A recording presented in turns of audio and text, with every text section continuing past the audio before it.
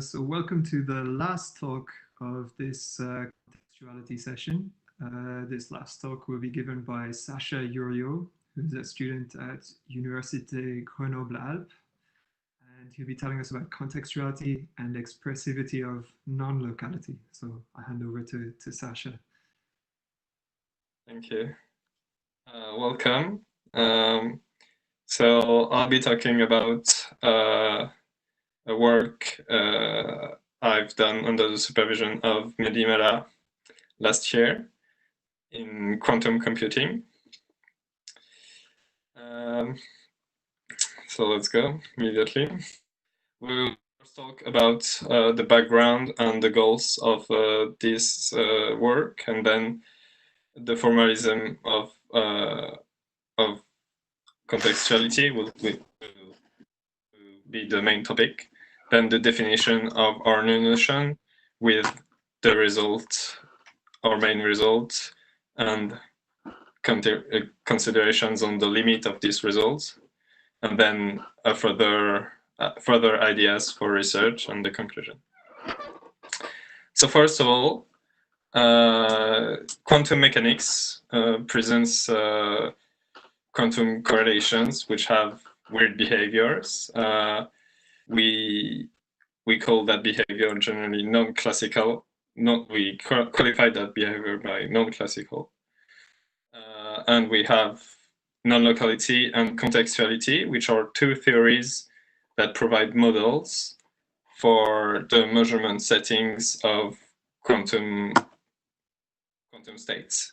So non-locality is usually viewed as non-local games between multiple players, and each having actions and having a common goal, but they usually can't communicate with each other. And contextuality is a general setting for measurement and quantum correlation description. Our goal is to study the relationship between non-locality and contextuality. Generally, non-locality is seen as a particular case of contextuality, but there also has been work on studying the other way around once, but not in the formalism we're using here. So here we're trying to take any contextuality setting and try to capture it with a non-local game. The formalism we used for contextuality is hypergraphs. There are three main formalisms, but this one was already described in a dozen of papers, and we're using we based our work on the article of Assin, Fritz, Leverrier, and Sainz on hypergraph formalism of contextuality. So in this formalism, a contextuality scenario is a hypergraph with vertices and edges. The interpretation of this hypergraph is that the edges are measurements and the vertices are the outcome of these measurements. So in a quantum setting, for example, here we have 18 outcomes and 9 measurements, which can give 4 outcomes each. And the core of contextuality is this interpretation as measurement and outcomes, and the fact that the probability of an outcome doesn't depend on the measurement. That means that when you look at an outcome, the probability of obtaining the probability of getting this outcome is independent from the measurement you choose to do. So if you choose to do this measurement, it will be 0 here, and if you choose to do this measurement, it will also be 0. So a probabilistic model on a contextuality scenario is a simple function from the vertices to probabilities in 0, 1. we have different kinds of models. There are deterministic models that are just zeros and one. There are classical models that are linear combination of deterministic models. There are quantum models that require description with Hilbert spaces and traces of projectors. So for example, the Cauchy-Specker contextuality scenario here has quantum models and doesn't have any deterministic models. And finally, the general case is non-local, it's just general probabilistic models, which go beyond quantum models and which is just giving a probability between 0 and 1, like that. For example, the triangle scenario here. The set of probabilistic models, which is the main object of our study, is denoted by G of H. So the notion that we introduce in our work is the notion of conditional contextuality. When we have two scenarios and an injection from the vertices of one to the vertices of the other, we say that we have a conditional contextuality scenario if the models on these vertices are in bijection with the models on these vertices. So for every model here, I have a model here. And for every model on all these vertices, I can restrict it to these 4 vertices and obtain a model here. So this is our main notion for capturing a scenario. We say that this scenario is captured by this one because all the models are contained here. Our main results will, of course, use non-locality. So to describe non-locality, we use games.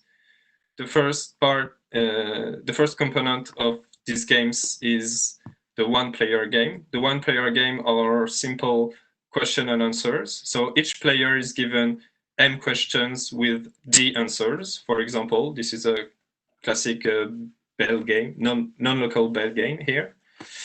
And to have a multi-parted product of these games, we use the fully roundel product. So for example, here we have a 2-player product. So one player has 2 questions, 2 answers. The other player has also 2 questions, 2 answers. And to make the product, we first consider the product of the vertices and then the product of the edges. So the product of the edges are called the questions of the 2-player product. The question edges are really important for the games. And then there are the fully roundel edges, which are only here to enforce that the players can't communicate with each other. So this is a non-local game, which means the players are separated.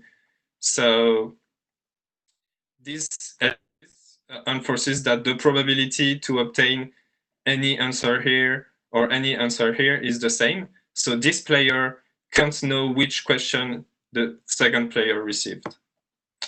So these are the fully roundel edges, and these are the question edges. And once we have a product like that, we use labeling to have a non-local interpretation.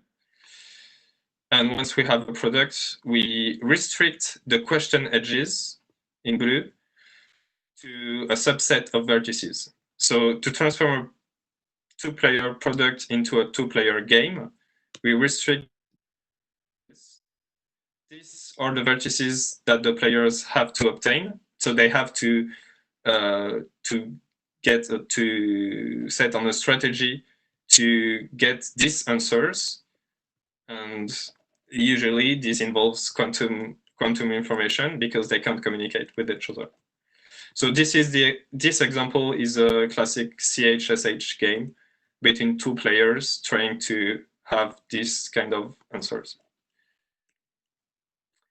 Our results is that any contextuality scenario can be captured by a 2-player game like the one I described. So this game will contain, will have 2 players, and each player which will have m questions, where m is the number of edges in the scenario, and d answers, where d is the maximum number of outcomes in any edge, any measurement of this scenario. So to illustrate that result, we'll treat this example, which I call a Venn diagram. So this is a simple 8 outcomes and 3 edges. The first step to capture this scenario is to construct the one-player games. So the one-player games are just copy of the scenario, but uncorrelated.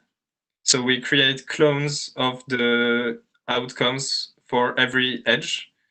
So there is 3 questions, and 1 clone for every occurrence of the outcomes in the measurements. So once we have 2 players and they both have this one-player game, we do the product, and we'll treat the rules of the game immediately while constructing our product. So the rules of the game, of this 2-player game, is that we restrict the question edges to the clones that the 2 questions have in common. So these 2 questions are identical, so the clones they have in common is all of them. So this produces diagonals. So it's the same for E2, E2, and E3, E3. For E1 and E2, the only clones in common are magenta and white. So we keep magenta and white, and we remove everything that is in the same row or column, because we want magenta to have all the probability to carry all the weight in this line and in this column.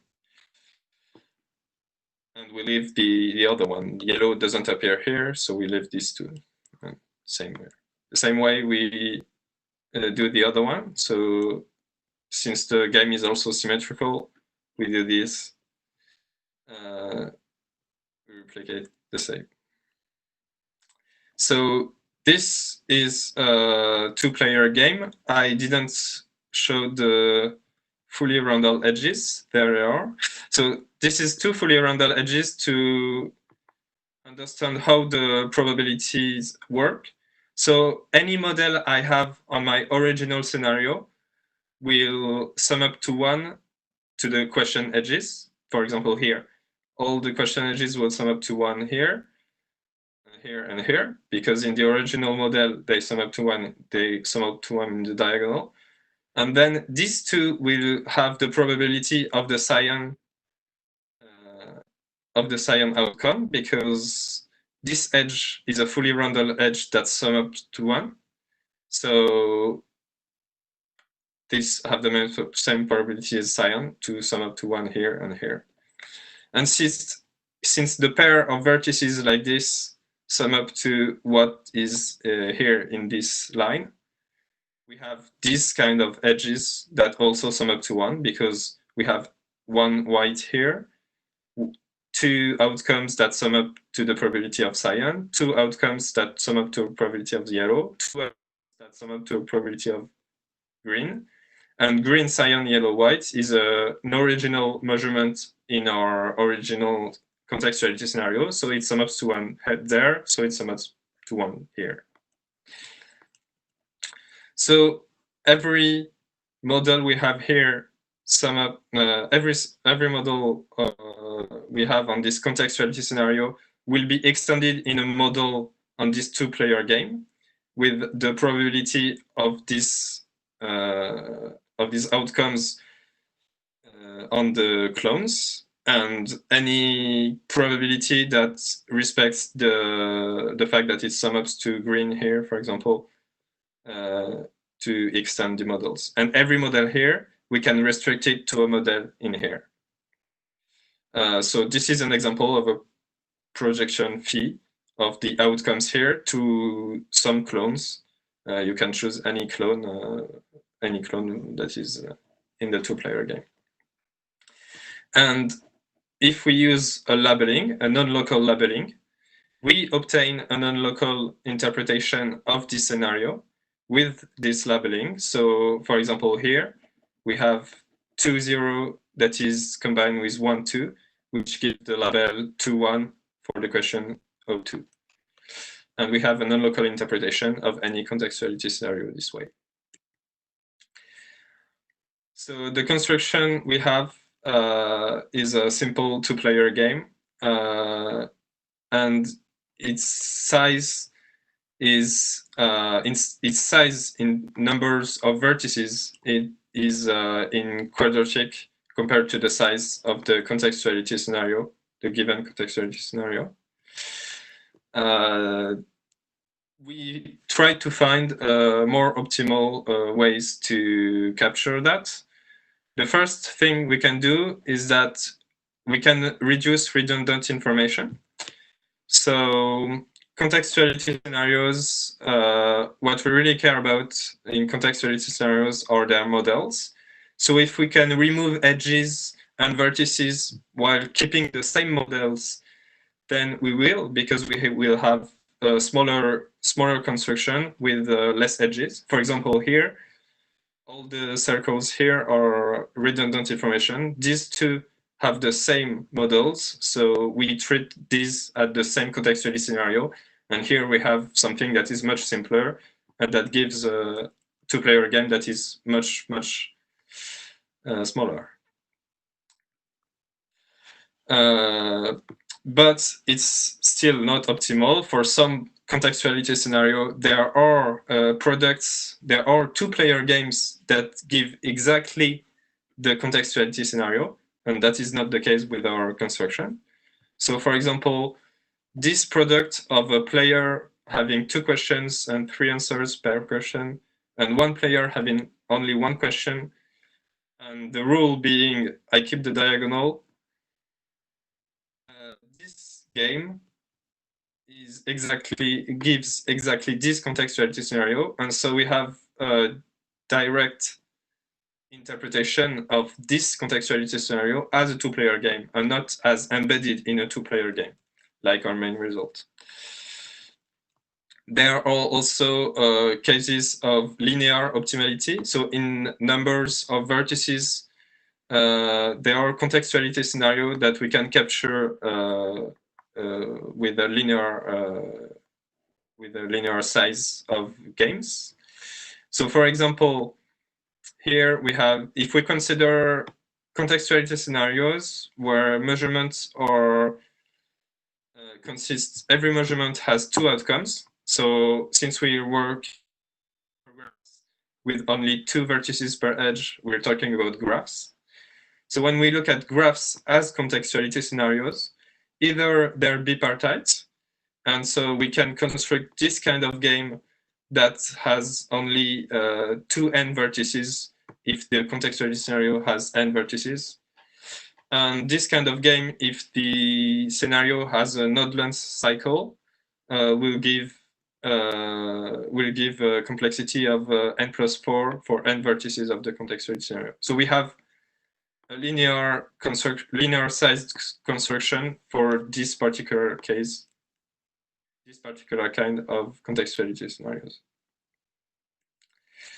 Finally, we'll talk about adding more players to the game. So what really works in our result is that the player can have as many questions and as many answers as they want. And so now we want to know if reducing these resources that the players can use can allow us to describe a notion of k-partiness. That means how many players do I need to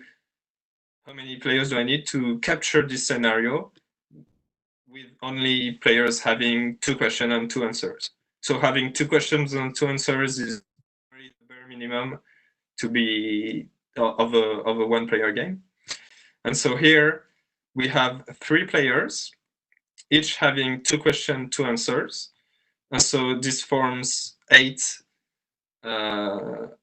question edges, and the same way we had the same example we treated before, we treated here in with 3 players, and we have the same result where you can take any of the clones for the interpretation.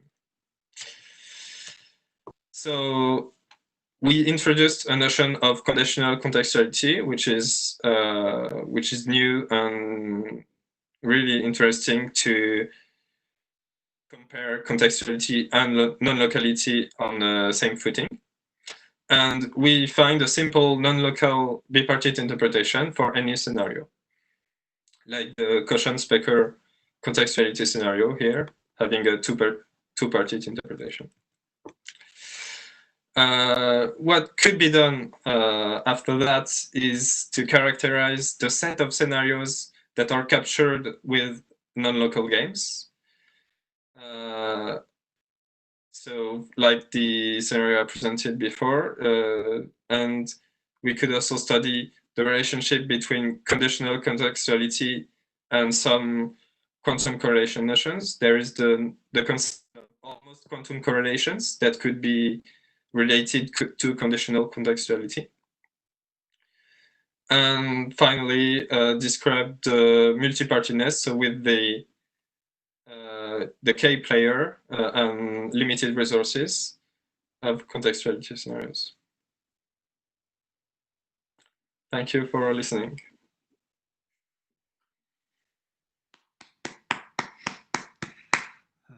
Quiet clapping here, but everyone can applaud over on the Slack channel. Thank you for a really nice, really interesting talk.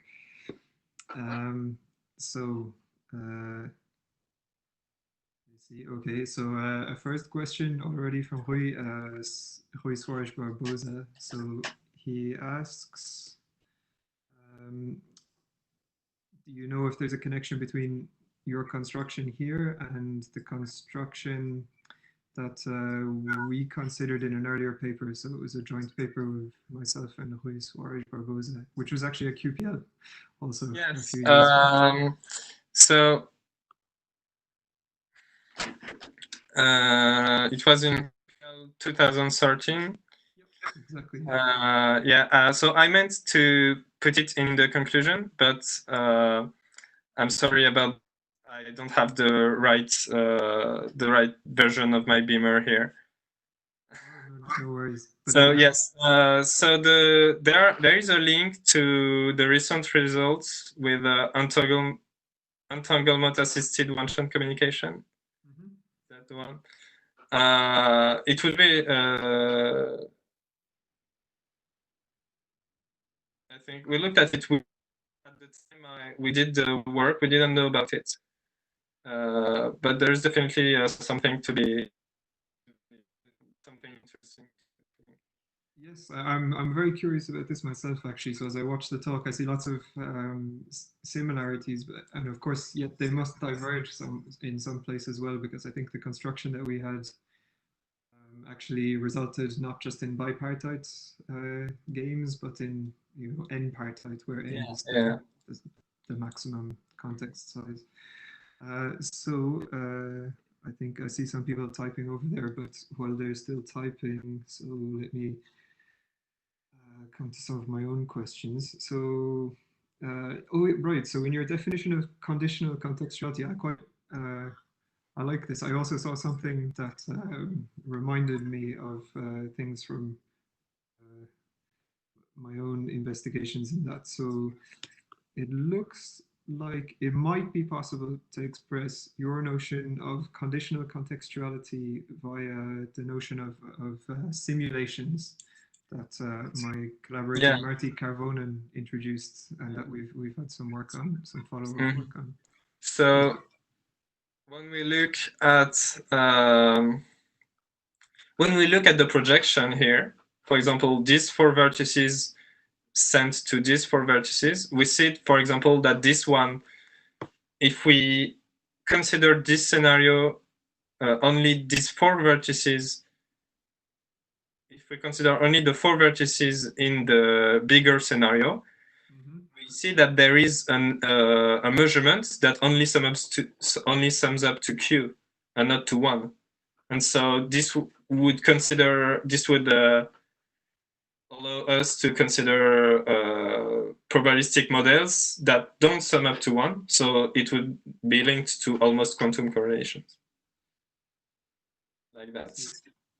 If you restrict only to the image of the vertices, and you have edges that don't sum up to 1. Okay. So some other questions that occurred to me. So you have this one-to-one correspondence. Is Yes. that right? Okay. And so can you say something more about that? So for instance, I remember when we worked on something like this, we were trying to show that every example of strong contextuality would correspond to an example of strong contextuality. Or maybe you could use something like measures of contextuality. Often you can use a measure. So I would use contextual fraction, for example. Pick your favorite measure and ask if the degree of contextuality matches in both versions. Have you looked at that at all? I don't know. There is one interesting thing to say to this on this one-to-one correspondence is that in some cases it is really a one-to-one correspondence because we're embedding a contextuality scenario into another scenario which has the number of models. So if you have 2 scenarios, they have the same number of models, and you just have to restrict one of the scenario to obtain the other. This is a really particular case compared to what we do. Generally, the non-local games that we create, they have much more scenarios than the contextuality scenario we're using. We're embedding, we're trying to embed. But I think it would be interesting to see if maybe describe the contextuality scenario you could embed in non-local games, but non-local games that have the same number of models as the contextuality scenario. Okay, I see. Another thing that occurred to me. So what happens if you take your construction? Can you reapply it to the same? So So once you have a non-local game, you have a contextuality scenario, of course. So what happens if you reapply it? Does it give it? Is it identity the second time, or does it? No, not at all. Once you have that, similar. You have that with the fully roundel edges, and the fully roundel edges. I only put 2 here, but really a lot more than that.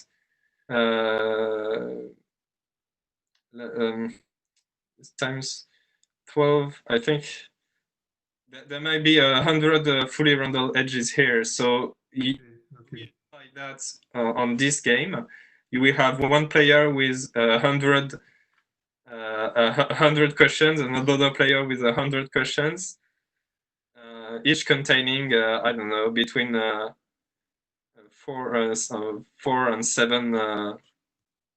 vertices. So something like 10,000 vertices. No, it grows really really fast now. Yeah, this is something. It's a way we have captured some contextuality scenarios, but it's not really it's not a way to have some both ways right now. But it's at least it's a way to do the to go the natural way because contextuality is bigger than non-locality. So as a side comment, by the way, I noticed in giving talks, I pronounced it the same way myself. This fully roundel product, I said it in a British university one time, and I got the head taken off of me. So apparently, he's British, and he pronounced it Fowlis, and I was proudly. Well, I've been wrong room for one entire year, so thank you. Definitely not the only one. I've been an offender myself. Okay, so Marty has a comment over on the Slack channel. It's kind of a long one, so maybe I won't read it all out because I'll fail. But so Marty says he's curious about whether there's a general notion of morphism that's suitable for hypergraph contextuality, and whether these embeddings that you're looking at of a kind of a general scenario or probabilistic model into a bipartite one would be an example. He actually has much longer motivation for this that you can look at on the Slack after, but just in case you want to comment on that. I understand where it's coming from, but I really don't know. When I did this work, we're really interested in the combinatorial. I mean, I was more interested in the combinatorial aspect than the morphism or category approach. Okay. And really, the result is more about probabilities and hypergraphs than any. It's just more probability and hypergraphs. I don't know. I mean, I guess you can use different use different mathematical language to express these things, but I think whichever you choose, there should be a sensible notion of simulation, using one model to simulate another. So I feel eventually you could probably start thinking about these things. But maybe the best thing is to move that discussion over to the Slack where Marty has a much more comprehensive comments, which might be interesting to look at. So, okay, so we've gone over the half-hour slot, so I should probably wrap up. So I thank Sacha again for a really interesting talk. Thank you very much. Thank you. Well, I thank QPL for having me as a speaker and for helping me with everything for this work and this presentation. Okay, shout out to Mehdi. All right, thanks very much.